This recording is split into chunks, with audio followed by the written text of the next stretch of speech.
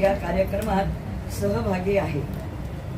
मी रामचंद्र मेहेंदळे पुणे येथून बोलत आहे। अत्यंत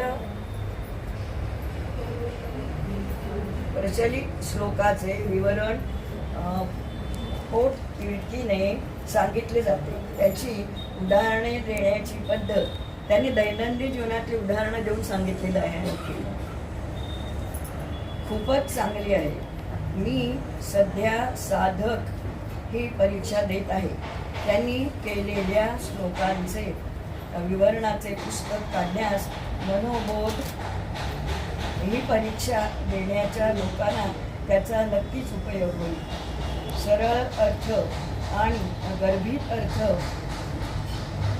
उत्तम रीतीने सांगतात। असेच उपक्रम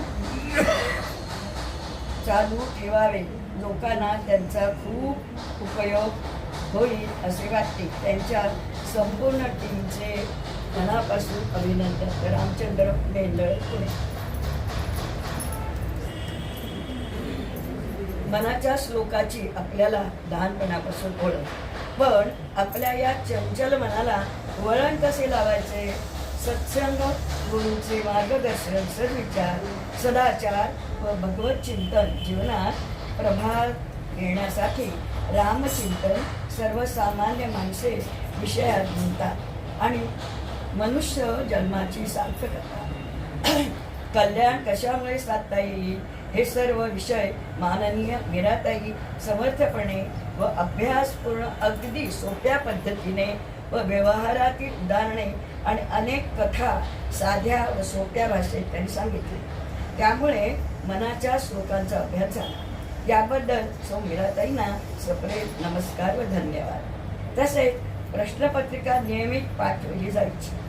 हा एवढा स्तुत्य उपक्रम समर्थपणे सुरू ठेवणाऱ्या सर्व टीमचे कौतुक व आभार। असेच आणखी काही उपक्रम सुरू होणार असतील तर सहभागी करून घेणे ही विनंती। मीराताई लिमये कोणत्या नवीन विषयावर मार्गदर्शन करणार असतील तर ऐकायला आवडेल। लिखाणात काही अधिक कोणी झाले असेल आणि माझ्या वाचनात झाले असेल तर जय श्रीराम। सप्रेम नमस्कार। आज मनाचे श्लोक या उपक्रमाची सांगता, त्याविषयी थोडे मनातील भाव आपण लहानपणापासून मनाचे श्लोक म्हणत आलो, शिकलो। पूर्ण जरी नाही तरी त्यातील काही श्लोक आजही मनात कायमचे कोरले गेले आहेत। या उपक्रमात सौ मीराताईंनी त्यांच्या सुंदर सहज शैलीत प्रत्येक श्लोका